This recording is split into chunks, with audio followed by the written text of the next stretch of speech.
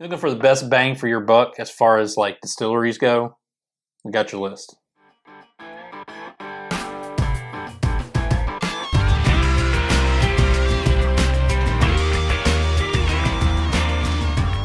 Welcome back to another edition of Bourbon Kingdom. I'm David. And I'm Zach. And today we're going to talk about which distilleries are kind of best for your budget.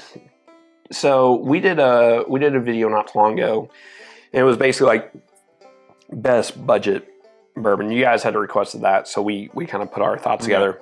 You all really enjoyed it, and there was a couple of you guys who reached out to me and was like, "Man, if I'm like on a real tight budget this year because everything's super expensive, but I want to try new stuff. What's good distilleries to stick with?" Yeah. On that, and I was like, "Man, that's actually like a really kind of a good idea." So Dave and I, we put our heads together, came up with 5 of them. Really quick, this is a little bit tougher to kind of think through. It really is. So I'll kind of explain some of the criteria. The best budget kind of like distilleries that we would say, these have to offer a lot of very cost-friendly expressions on top of, like, you can't just have like 1 or 2. Like, for example, Green River, we talked about it. They're actually not a bad one at all, but there's very few of them. Yeah, they only have like 3 at this so, point. like, they would be one of them, but there's only a couple. They also kind of have to be findable. So Buffalo Trace, all of their stuff's cheap for the most part at Buffalo Trace. Like, nothing's like, unless it's like, you know, something outrageous, like the Double Eagle, very rare. Yeah. But like even BTAC or Pappy or whatever, like you look at those and you're like, those are somewhat even reasonably priced, even though they're expensive, but you can't find those. So before you kill us because we don't put Buffalo Trace on this thing, it's not because we don't love Buffalo Trace. We love Buffalo Trace. You just can't find it. You can't find it. And then the other one is, or some of you can. We have to feel like kind of like their principle is, for the most part, they can have a couple expensive expressions, but for like the most part, like the principle of it has to be like they are very budget friendly. So like Wild Turkey used to be like that back in the day, but they out of that conversation too. They gone. They gone. They gone. They missed. So, today's episode is brought to you by ZBiotics. All right, so Dave, you know, this has been like a total game changer for us. And, you know, with how much we actually have to work and do like Advent and everything else, you know, it creates a lot of days where we thankfully get to drink some really good stuff. And now because of ZBiotics, we have a much easier time to recover. That's so true. ZBiotics Pre-Alcohol Probiotic is the world's first genetically engineered probiotic. It was invented by PhD scientists to tackle the rough mornings after drinking. And here's the cool thing. Here's how it works. When you drink, alcohol gets converted into this toxic byproduct in the gut. It's this byproduct, not dehydration, that's the blame for your rough next day. ZBiotics produces an enzyme to break that byproduct down. It's designed to work like your liver, but in your gut where you need it the most. So remember to drink ZBiotics before drinking alcohol, and helps out for the next day. So we just got done with Thanksgiving. Yep. We've already done. We just got done wrapping up all of our Friendsgivings after Thanksgiving, and I became the whiskey guy for our Friendsgiving. And so they're like, "Hey, make sure you bring all the good stuff. Make sure you bring all the rare, like the rare and expensive stuff. I don't want to drink nothing cheap since you're bringing it." So of course I'm like, "Well, what are you all bringing?" Of course, everybody brings all this new like dark beer, and I'm like, "I don't like drinking it, but I try to be nice, right?" Yeah. I try to be, you know, the nice guy, and I try to share everything, whatever. Well, thankfully, at the end of it, especially with somebody who does not like to drink a lot of heavy dark beer, we get some ZBiotics. I take one of these right before we go. Drink myself a glass of water, and look, after a great night of sleep, after doing a Friendsgiving, I feel amazing. So it's the holiday season, and what better way to get in your good graces of your friends and family than giving them the gift of ZBiotics? I mean, honestly, this couldn't be more perfect. I know. I think I'm going to do this with the boys. That makes total sense. 1,000%. So go to zbiotics.com/Bourbon Kingdom or scan the QR code on the screen right now to get 15% off your first order when you use the code Bourbon Kingdom at checkout. You can also sign up for a subscription using our code so you can stay prepared no matter the time or the occasion. Remember to head to zbiotics.com/Bourbon Kingdom and use our promo code to get 15% off at checkout. Thank you, zbiotics.com, for sponsoring this episode. And as always, you're the best. You are. All right, so let's start off this list. First of all, is Heaven Hill. Arguably the top one out of all the budget-friendly brands that they that's out there. Yeah. So, we can go through and talk about all the Evan Williams. We can talk about like Elijah Craig Small Batch. We can talk about Larcenies. We can talk about Rittenhouse. I mean, you can literally go on for days and days and days and days about them. But whenever it comes to a distillery, they were the first ones that came to mind. It's like, hey, I'm really trying to stick on a budget, but I want to try different ones. Like I was like, kind of like plant your flag there. Yeah. Because even if some of these aren't your favorite, you're going to find a lot of really good ones that you probably will never try. And at a decent price. Yeah. I mean, most of them are under $30. Yeah. So, or around the $30 range. Yeah. So I think you can really plant your flag there at Heaven Hill, and you can be there for a very long time. Yeah. And you're not only going to find really good bourbons, you're going to find really good ryes as well. Yeah, so true. Next one on the list.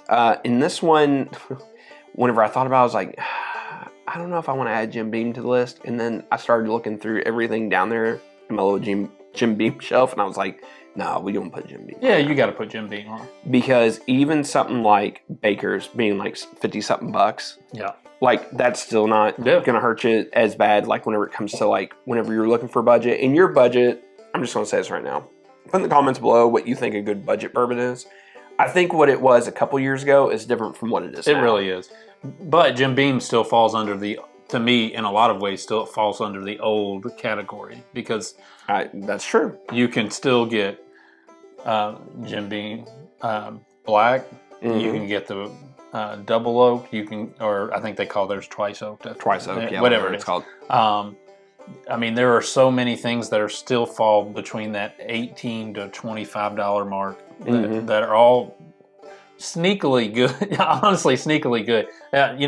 Jim Beam's not my favorite, but there are lots of good things that you don't have to spend a lot of money on to enjoy out of it as well. And to put them under the umbrella of Jim Beam, Knob Creek's there too. Yeah, Knob Creek. And Knob Creek's fantastic. And,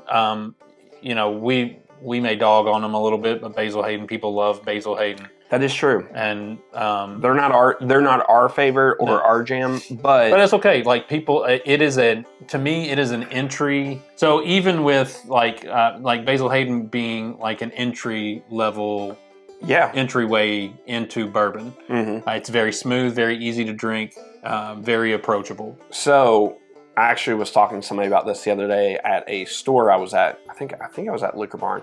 Was because they were talking to me, and we were just talking about different bourbon stuff you can find on the shelf. They were like, I was really into vodka, and then I got into Basil Hayden because it's cheap, it's approachable, and there's a lot of similar stuff with that. Yeah, for sure. That I was like, man, that's actually like a really good point. So, anyways, again, just going back to Jim Beam, a really good place you can plant your flag at with a ton of expressions. Yep, so true. Third on the list is Jack Daniels.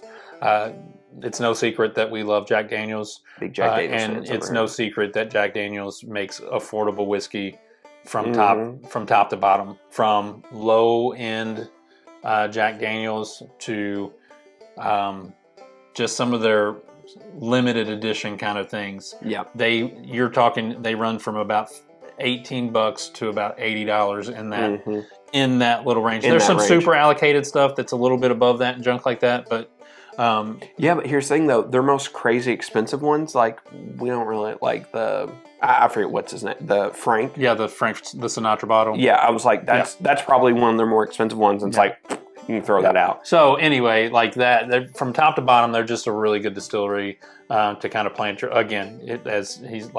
flag.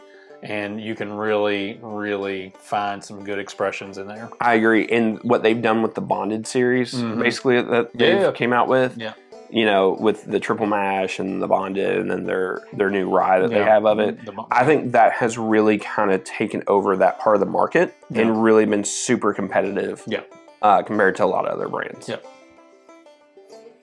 Next one you can't really do a budget-friendly like distillery without talking about Maker's Mark. Yep. I mean, Maker's Mark, I mean, their most expensive one that they come out with is the 46 cask strength. Yes. Maybe. Yeah. You know, that's probably going to be your most expensive one. And that's going to be around what? Like 60-something bucks, I think? Yes. Like, it's not, and that's just like all of them. And you can basically plant your flag at like the standard Makers or just the standard cask strength version of it. Yeah. It's absolutely fantastic. Yeah. And their store picks are all reasonably priced too, for the most part. Go find the right store. I can understand where some stores would be more or less or whatever. Yep. But again, I don't really have anything to add other than Makers is worldwide for a reason. Yeah, it's true. They make good, affordable one of the biggest distilleries in the world bourbon. For a reason. Yeah. And then fifth and final on our list, and we kind of debated like 3 or 4 different things on this, but I think we landed at Woodford because Woodford just, it's not our favorite. Like, no, it's not our favorite, but they have so many things that are good that and affordable in there, and there are some things that are really good and affordable if you get the right ones of it. And so, like, I just here's the thing about Woodford: the more that we talk to people locally and stuff, the more I think Woodford is a regular drinker to so many people. Yes. At least for us in this area locally. Yeah. It's wild. It really is. And I bet you it's probably more than what, obviously, outside of this area. Yeah. But Woodford, people just drink it. Like, I think your dad, like, that's one of his go-tos, right? Yep. So, now that Elijah Craig Toasted is now his go-to. That's true. Shot take. Yeah. But it's just, there's just so much of that out there. And, like, I still think their Woodford wheat's really good. Yep. I really enjoy their Woodford rye as well. And, I just think that, again, they kind of get slept on as a really cheap distillery. Yeah, I agree with that. All right, tell us what you think maybe some budget distilleries are. Let us know what you think about our list, and even maybe specific bottles in there. Again, we love the comments. We love to hear from you. And till next time, we'll see you. We'll see you.